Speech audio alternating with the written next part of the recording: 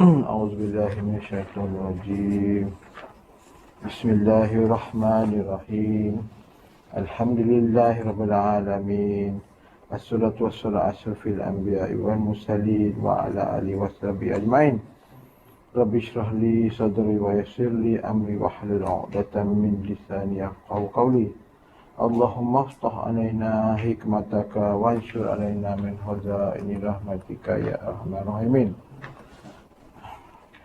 Wassallallahu ala sayyidina Muhammad wa ala alihi wasallam walhamdulillahi alamin. Amma ba'du. Jadi alhamdulillah kita bertemu lagi untuk majlis tawajuh, zikir tawajuh untuk bulan Januari 2022, bulan tahun baru lah. Jadi tahun baru kita tawajuhnya 29 hari bulan 1 lah. Setiap bulan, hujung bulan sebagaimana rutin biasa dapat diizinkan selama mana diizinkan Allah Subhanahu Wa Taala lah. Alhamdulillah, syukur kepada Allah Subhanahu Wa Taala. Jadi kita sambung untuk setiap kali majlis tawajuh kita buat tazkirah. Jadi untuk yang baru diucapkan sama Allah Taala, Cik Nazriyah seorang ya. Ya alhamdulillah, syukur. Atau digerakkan iradah Allah untuk sampai ke majlis tawajuh kan. Jadi kita ikutkan oleh teman sebagai selingan, kita sentuh sikitlah term ni, satu page sikit ni.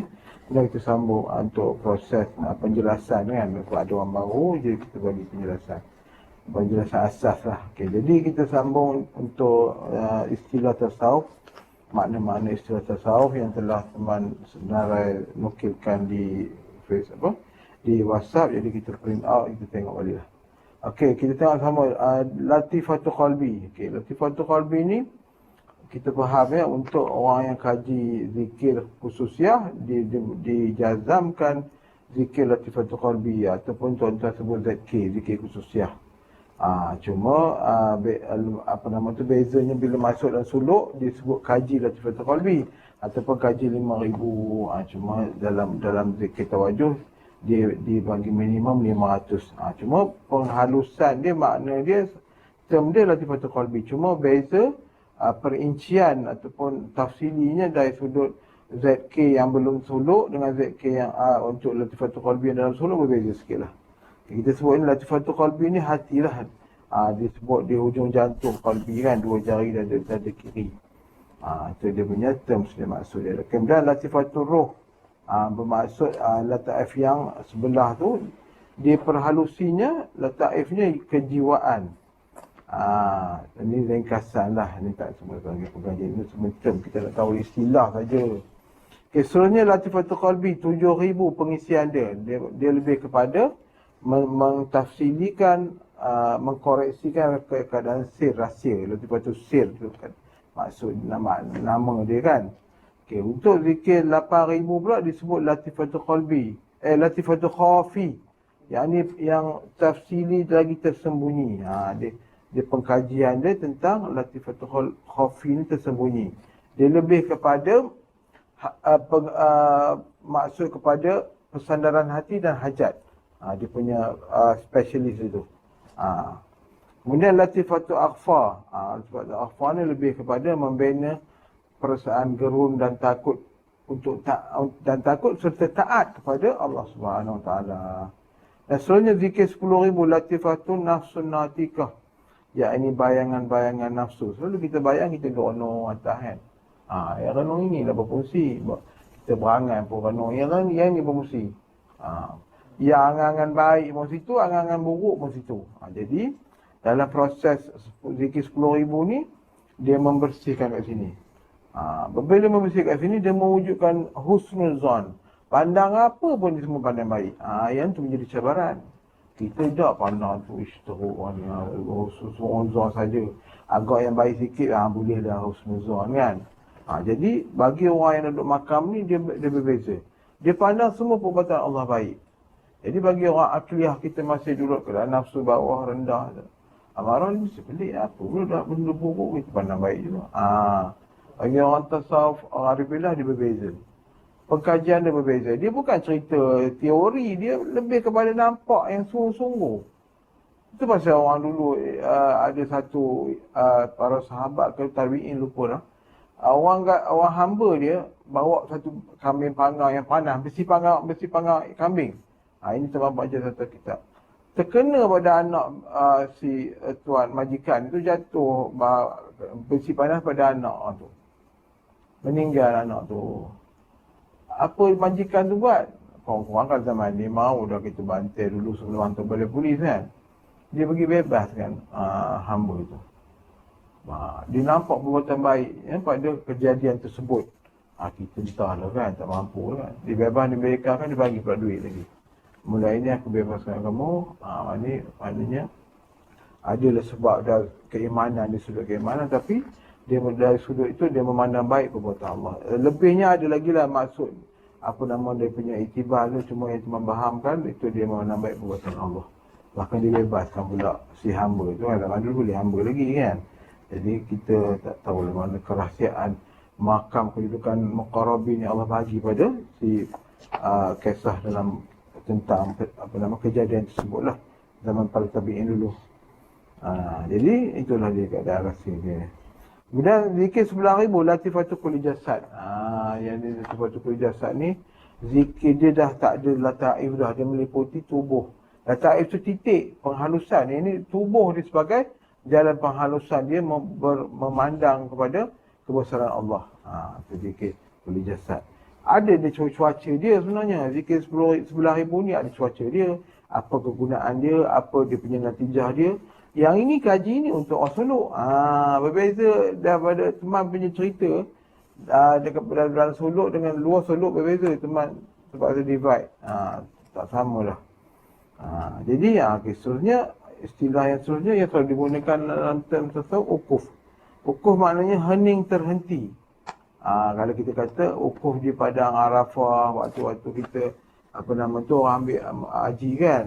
Ukuf di padang Arafah maknanya dia hening terhenti, berhenti barang sebentar dalam syarat dia kan. Berhenti barang sebentar. Duduk berapa second pun dia sah ukuf dia kan di padang Arafah tersebut. Dia ada tarikh dia berapa Zulhijjah, memang lupa lah, bagi yang dah pergi Mekah faham lah. Okey, jadi dalam konteks tasawuf ni, ukuf dia menghentikan segala panca indera. Sebenarnya panca indera kita ni sentiasa bersimpang siur, pumpang, mulut bercakap, fikiran berfikir macam-macam, dosa, pahala semua campur sekali. Kan, tangan pula buat kerja macam-macam. Jadi dia duduk hening tu, menghentikan barang sebentar, menghadapkan hati kepada hadrah Allah Subhanahu Wa Taala. Duduk sekejap. Kan? Kita ni jadi macam datang liur, sana kemari, sana tak terhenti. Kan? Kita bawa ukuf tu, kita akan rasa satu bentuk kenikmatan maknawiyah yang mana tak dapat diiktibarkan, dihinggakan, tak dapat dinukilkan kan. Macam mana, walaupun mungkin dia boleh reka perkataan ke, tapi tak sama lah kan dengan apa yang dilalui. Dia dapat dizauqiyahkan kan, tak sama. Kemudian al-ma'yah maknanya kebersertaan. Zikir orang jalan Sana Al-Billah Naqsyabandiyah Khalidiyah ni dia lebih kepada mengkata orang tu menghalusi perasaan. Bagi setengah jalan menghayati dari segi kalam, lafzinya, jaharnya kan, dengan bentuk la ilaha illallah, dengan hayunan badan apa semua. Itu tak ada soalan, cuma berbeza cuaca orang Naqsyabandiyah Khalidiyah. Sanad daripada Syekh Bahauddin menyampaikan kepada Sayyidina Abu Bakar, yang mana Rasulullah tumpahkan rahsia dia kepada Abu Bakar, dibawa turun sampai dalam limpahan sanad dia kepada kita lah, jalan yang teman lalui ni kan, kepada Syekh di surau yang teman belajar tu. Jadi itu keadaan dia sifat dia, resmi dia, Sayyidina Abu Bakar As-Siddiq, seorang yang memiliki sir ketuhanan yang dilempahkan cahayanya oleh Rasulullah SAW. Jadi dia lebih kepada penghayatan perasaan. Jadi merasai kebersertaan Allah.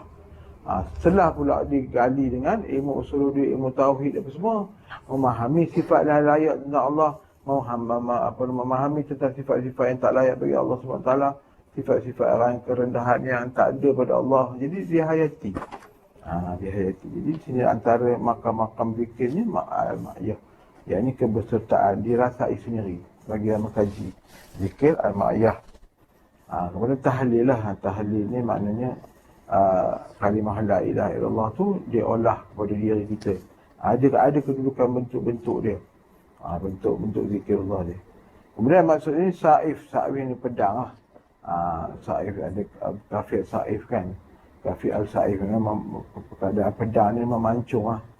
Memancung sihir ke, memancung nifak pada diri, mazmumah. Ada kaedah-kaedah dia. Kemudian sini ahdiah, yakni dikatakan keesaan. Orang selalu sebut yang kita dengar murakabah ahdiah. Memandang ke, mengintai rahsia keesaan Allah Subhanahu Wa Taala kan. Bukan didebatkan, bukan dihujahkan, semua kita yang melalui perasaan alamiah kita sendiri, melalui rohani kita sendiri kan. Kemudian disebut dalam sini murakabah ahdiyatul af'al. Yakni menelik, memandang dan mengintai perbuatan Allah Subhanahu Wa Taala. Disebut sebagai alam ni adalah maksudnya kepada alamat. Alam ni alamat kepada Allah Subhanahu Wa Taala. Alamat tu memandang alam ini membawa ingat kita terus kepada hadrat Allah Subhanahu Wa Taala. Maknanya mencipta kan. Kita tengok yang kena cipta, memandang yang Maha Pencipta. Itulah maksud murakabah. Murakabah disebut dalam hadis Jibril dengan Rasulullah kan. Al-ihsan tu sendiri kan. Memandang. Sama ada kita merasai kita memandang Allah SWT atau selemah-lemahnya kita dapat merasai Allah SWT memandang kita. Itulah murakabah dan musyahadah. Kemudian disebutnya ahdiyatul zat. Ahdiyatul zat tu yakninya memandang keesaan zat. Yakni zat dirinya sendiri. Dirinya sendiri. Yang ni lebih tinggi lah daripada memandang perbuatan tadi. Ahdiyatul zat. Kita tak boleh bicara tentang zat, tapi kita memandang takluk kebesaran zat, kita dapat merasai kehebatan ta'zimnya zat Allah Subhanahu Wa Taala. Tapi tak ada dapat didescribe oleh Rasulullah dah larang takafakaru fil zat kan, tidak boleh kamu berfikir tentang zatnya, tetapi berfikirlah tentang kejadian penciptaannya kan. Itu ada sahih kan. Kemudian ahdiyatul asma', yang ini memandang, menelik nama-namanya sebagaimana dalam Asma' al-Husna kan. Ahdiyatul sifat, ini dalam bentuk memandang keesaan dalam sifat-sifat ma'ani yang dalam sifat 20. Contohnya kita memandang sifat ma'ani al-kaunuhu qadiran. Menelik Allah tu sentiasa berkuasa, keadaan berkuasa. Ini tak, kita tengok je sesuatu contoh awan kalimah Allah baru dandan itu berfikir kita, ini nama Allah ni. Jadi tengok awan baru ingat Allah. Dah awan yang tak ada bentuk nama Allah tak pandang. Selama ini bila tengok awan bentuk Allah baru berasa kan. Selama ini awan tu apa? Kapal apa? Tak memandang gitu. Nama Allah ni baru terasa pelik. Ada pelik lebah, asalkan lebah nama Allah baru nak ni. Tomato nama Allah pun baru nak ni kan. Yang sebenarnya dia melantak tomato beberapa hari, berkilo-kilo, tak ada rasa kebesaran Allah. Jadi pelik kan, kerana menung tu mana. Jadi bertasawuf dia, jalan Arabilah mendidik kita. Segenap masa tak putus dari mengingat Allah kan. Surah Al-Imran sebut, hendaklah kamu berzikir sambil berdiri, duduk dan berbaring. Apa maksud dalam kalimah tu kan? Ini sebuah penghayatan. Jadi hulai yang kedua, kita tutup di sini, kita yang ketiga kita sambung kemudian lah. Minta buku ni. Kita sentuh sikit. Dah kira berapa minit lah ni? Dah 13 minit. Dah 13 minit. Okay, dalam ni kita sentuh sikit kalam-kalam Al-Hikam lah, yang mana sesuai lah.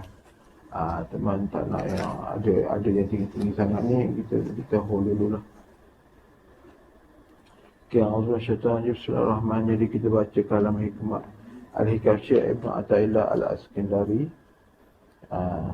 Syekh Ibn Athaillah yang terkenal dengan kalam hikamnya. Kalam hikam ni mana hikmah lah yang mendidik hati. Okay, dalam kalamnya yang ke-104 lah. Sesungguhnya sebab terasa pedihnya penolakan Allah itu kepadamu kerana engkau tidak mengerti nikmat dan hikmat rahmat dalam maksud perbuatan penolakan Allah itu yang tidak memakbulkan hajat kita ataupun kehendak kita. Sesungguhnya sebab terasa pedihnya penolakan Allah terhadap sesuatu hajat kita kepada diri kita kerana engkau dan kita tidak mengerti hikmat rahmat, nikmat dan rahmat dalam maksud penolakan tersebut. Yakni Allah tidak, dalam kurungan sini, tidak memenuhi harapanmu itu. Okey, maksud di sini kadang-kadang kita rasa Allah bila doa kita tak makbul, kita rasa Allah tolak kita apa ni kan. Dah bertahun aku hajat tak dapat. Sebenarnya dalam penolakan Allah SWT pada kita tu, kita rasa pedih dan pilu tu, rasa bengang, kita rasa puncanya sebab kita tak memahami maksud penolakan Allah tu kepada diri kita. Allah tidak memenuhi kehendak kita kan. Contoh kita berhajat jadi jutawan ke apa ke, ada bentuk-bentuk lah, bukan sekadar itu tu, ada bentuk lain tak dapat kan. Jadi kita pun rasa pedih, bengang kan. Sebab apa puncanya kita tak dapat memandang rahsia. Apa puncanya, apakah itibar rahmat di sebalik penolakan tersebut. Jadi Syekh Ibn Athaillah ni menukilkan tentang ini lah.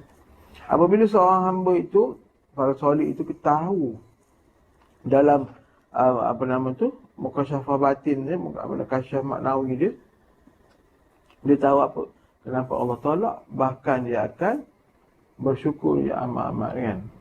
Kadang-kadang dia tolak, contohlah kita ambil contoh, dia tolak jadi kaya. Sebab apa? Allah memahami dalam sifat kaunuhu aliman, dalam sifat yang maha mengetahuinya.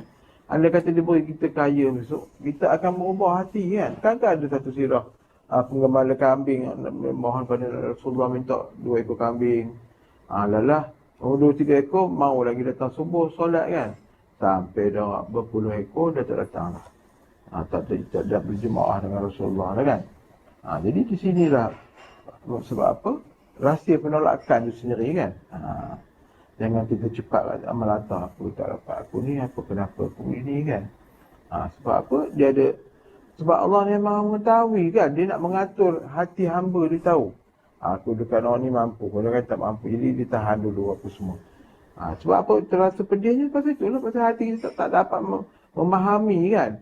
Jahil dalam memandang Allah aturkan dalam takdir-takdirnya. Itu yang dalam kitab Tamrinul Qulub kata, apa yang dinampak dalam semua perbuatan penciptaan Allah adalah baik-baik belaka.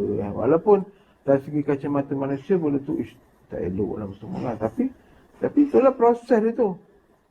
Proses dia tu bukan semua orang umum memahami. Tapi kalau kita sebagai orang duduk dalam jalan solid, kita bongkar sikit banyak rahsia-rahsia ini kan.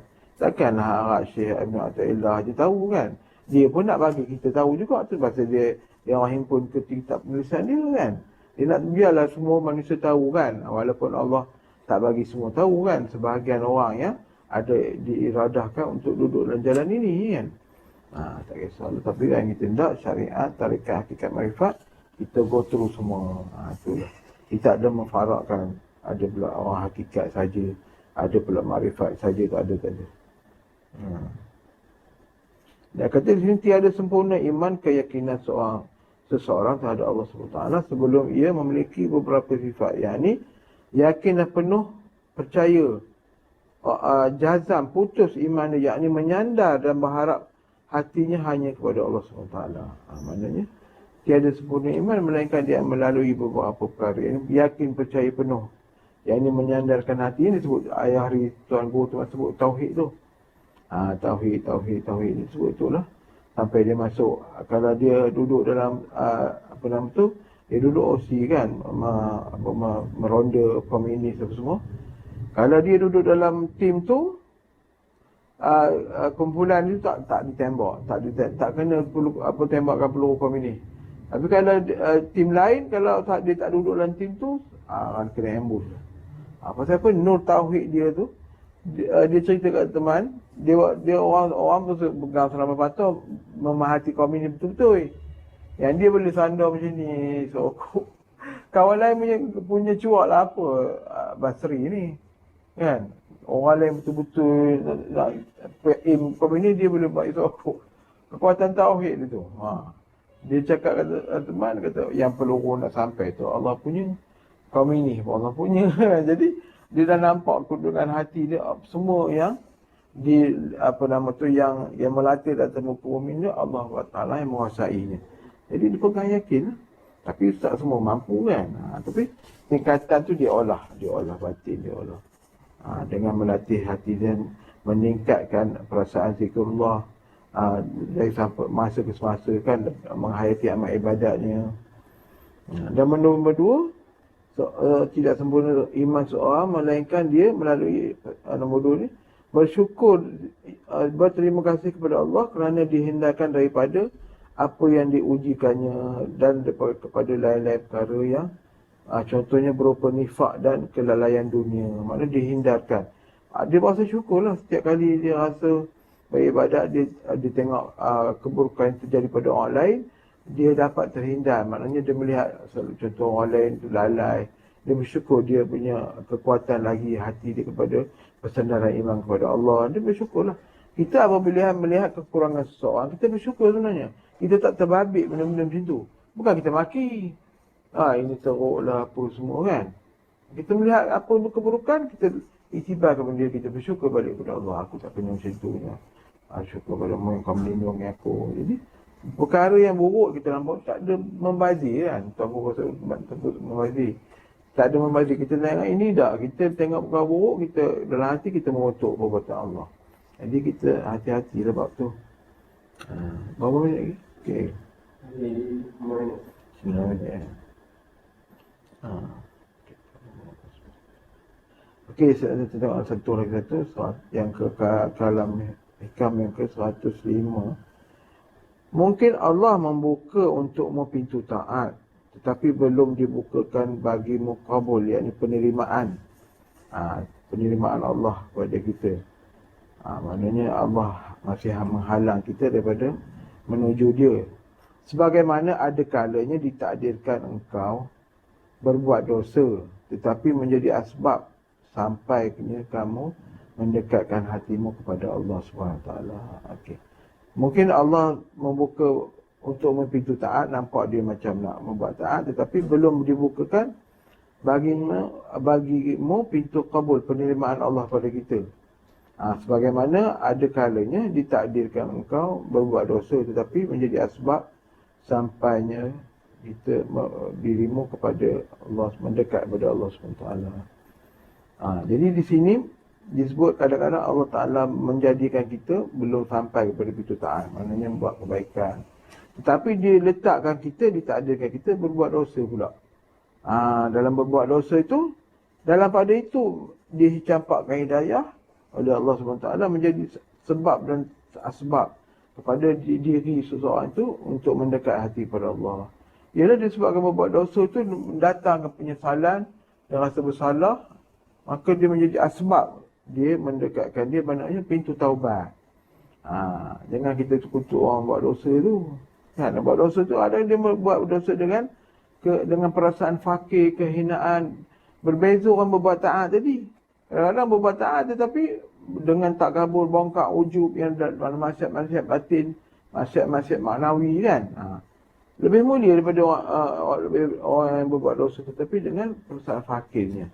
Perasaan merasa hina kepada Allah Subhanahu Taala kan, sebab dia dora diri dia. Itu yang datang. Kadang-kadang orang yang baru sampai contoh sampai kat Mekah, dia rasa menangis. Perasaan itulah rohani itu sendiri. Fitrah alamiah rohani itu sendiri merasa jauh daripada Allah. Bila duduk depan Baitullah, dia rasa jazbah tu kuat, dia menangis. Kadang-kadang dia rasa penyesalan yang tak tentu nak cakap kan, menangis hibanya kan. Sama juga dengan dalam kedudukan orang salih. Dia duduk dalam zikir makam tertentu, dia akan menangis sama seperti orang yang berada di Baitullah, jazbah di depan dengan Kaabah. Tapi siapa yang melalui suluk dia tahulah. Itu keadaan dia jazbah ni, keadaan tarik. Kita sebut dalam term istilah tasawuf yang jazabah, jazai tarik, jazbah.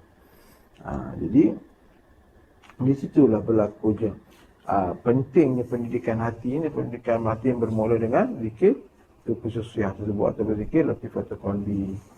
Sebab dia umpama reception kan. Kalau reception tak cantik, penuh dengan karat apa semua, macam mana nak terima isyarat kan? Jadi dia tak ada boleh terima isyarat, jadi dia akan sentiasa duduk dalam nifak lah, fasik kan. Begitu juga dalam sabda Rasulullah SAW berbunyi, seandainya hati anak Adam itu, yakni qalbi kita, tidak dihurungi oleh syaitan dan godaan iblis dan syaitan, nescaya hati kamu itu akan memandang kerjaan langit, ini kerjaan kebesaran Allah Subhanahu wa taala. Itulah pentingnya Rasulullah sebut itu sebenarnya sini seperti kita untuk mencuci qalbi. Kata seandainya batin kita tidak dihurungi syaitan dan tipu daya iblis, saya akan melihat kebesaran kerjaan Allah SWT. Jadi itu melihat kerjaan, jangan kaya kerjaan langit. Ayat pin pula. Salah faham pula. Maknanya kerjaan langit, kerjaan kebesaran Allah SWT. Macam mana kita duduk di dunia ni, tapi bila kita dah cuci batin tu, cuci qalbi tu, kita akan rasa sendiri. Merasa melihat, sentiasa duduk dalam kasyaf, dalam suluhan. Sentiasa berada dalam, bukanlah kasyaf yang disebut oleh Ustaz Mahizat tu, kasyaf hisi. Memandang berapa ekor jembalang ada, bantau pula orang ni bertanduk. Itu kasyaf yang mengganggu. Bukan kasyaf yang membina iman kan. Itu berbeza. Jadi ada disebut kasyaf hisi tu, kasyaf kauniyah, kasyaf kebendaan. Dia tahu contohnya dengan orang ni, hang baru buat dosa lah apa, hang baru api sana api sini, dia tahu. Tapi kalau kita orang biasa, dahsyat orang ni kan. Sebenarnya itu bukan matlamat yang hakiki. Itu sekadar kalau bagi dalam jemaah tarikat, dia sekadar membantu mengendali jemaah. Kasyaf kauniyah tu kan. Ada berlaku pada siapa nama tu, Huzaifah Al-Yamani, tak silap semalam, sahabat yang memandang mata seorang sahabat lain, mata kamu ada kesan zina kan, menangis kawan tu kan. Dia mengaku dia memandang perempuan dan semua sebelum masuk ke masjid tu kan. Kita kisahnya sirah. Itu penting juga kalau syaraf kauniyah, maknanya dia tahu berkenaan aib orang lain. Tapi dia membina jemaah. Cuma bagi orang sekarang dia suka yang tu. Yang itu dulu ditujuknya.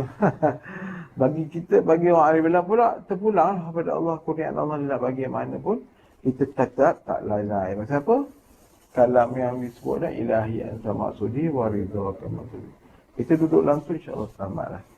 Pasal niat tu menumbuhkan benih yang baik-baik. Niat yang baik menumbuhkan benih yang menumbuhkan pohon-pohon dan dahan yang baik. Itu keadaan dia. Insya-Allah. Jadi sesi pertanyaan lah. Sesi pertanyaan. Baru tu nanti.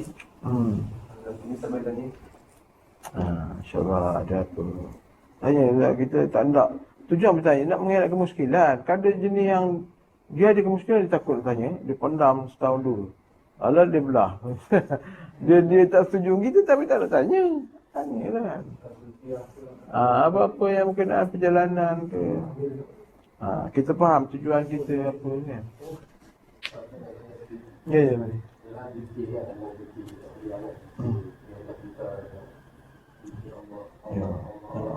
Tapi tiba-tiba dalam seminggu ni betul kau ada kawan.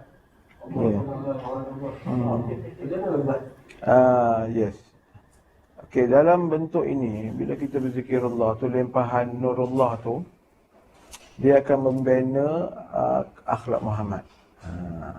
Sebab apa disebut dalam kalam sifat ketuhanan Allah dan Muhammad tidak bercerai tanggal kan, tidak bercerai tanggal. Maknanya bukannya maknanya Allah Ta'ala tu Muhammad dalam Allah Muhammad, bukan.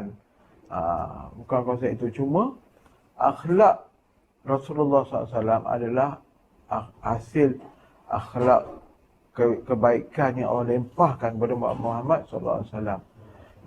Jadi bentuk bila zikirullah tu dah penuh, dia mesti ada takluk limpahan dia. Itu betul rasa. Itu pasal dalam zikir ada last kali selawat Nabi. Asal tak? Cuma bila orang berzikirullah tu dia lazim. Dia kata mulazamatul zikri tu dia lazim. Dia akan tercetus satu, kata orang tu, dia punya lempahan dan seterusnya. Dia kata fitrah seterusnya, dia akan pergi kepada Muhammad SAW. Jadi bila dia nak pergi ke Muhammad SAW, dia nak bawa pada akhlak orang yang berzikir tu. Dia nak menyerap integriti Rasulullah, integriti Muhammad SAW pada diri orang yang telah berzikir tu. Jadi secara tak langsung, bila orang ahli zikrullah yang tahakik, yang betul-betul, yang itizam, bukan cakap ahli zikrullah yang main-main ni, yang tahakik tu dia akan automatik menyebut menyebut selawat tu ada isyarah kepada kecantikan akhlak Rasul kepada diri dia. Dia automatik. Maknanya dengan rahmat dan izin Allah, orang yang berzikir apabila dia terpacu sentiasa nak berselawat tu, insya-Allah dengan rahmat Allah dia akan berakhlak dengan akhlak Nabi SAW. Sedikit demi sedikit dia akan membina. Dia jarang kalau orang berzikir dengan tahakik, dia makin kurang ajar. Kalau dia makin kurang ajar, mana bukanlah dia zikirullah dengan tahakik. Kita boleh jumpa kadang-kadang kumpulan hakikat berzikir juga, tapi fakir mak dia semua dia keluar habis mah. Tak tahulah siapa kan, tuan tahulah. Kita tak nak macam tu kan. Kata tuan guru, makin kuat zikir makin kuat nampak bini kata. Dia cakap pada gelak tu kan. Makin zikir makin kuat nampak bini. Itu tak lama tu. Dia macam dia bengang kan. Orang sifat begitu sebab ada di kalangan jemaah waktu tu begitu kan. Makin zikir kuat datang tahajud haji, makin kuat nampak bini. Apa benda ni? Gelak tu kan. Dia maksud dia begitu kan. Maknanya bila makin kuat zikirullah dengan cantik, makin kuat akhlak Muhammad. Dengan cantik mereka punya pendapatan tu memang bagus, alhamdulillah. Itu keadaannya. Jadi lepas ni kita faham lah. Jadi sikit-sikit. Alhamdulillah soalan yang baik. Jadi siapa lagi yang teri ke apa?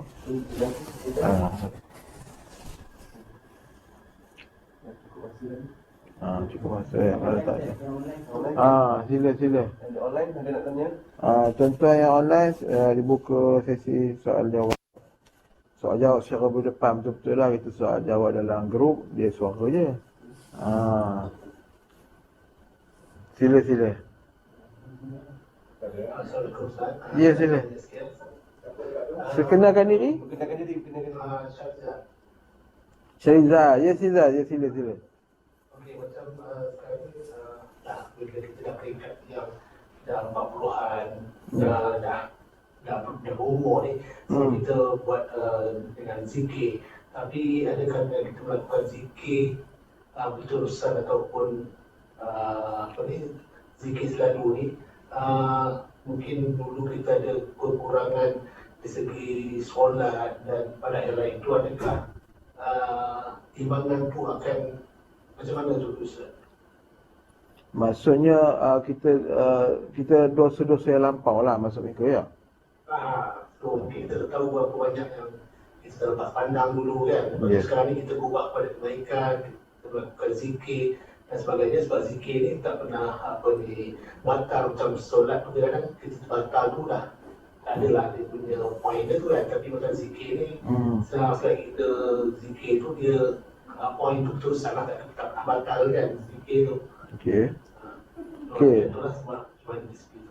Okey, apa maksud soalan mereka ni berkenaan dengan dosa-dosa lampau, adakah dia terhapus dengan zikir macam tu? Zikir timbangan tu dapat cover sedikit ke macam mana? Okey, macam ni lah. Okey, teman yang faham, zikirullah yang kita ambil ikut kafiat ni sistem. Dia ada sistem dia. Kan mula-mula tu mengosongkan fikiran, kemudian istighfar. Istighfar itu telah termaktub dalam kedudukan makam taubat.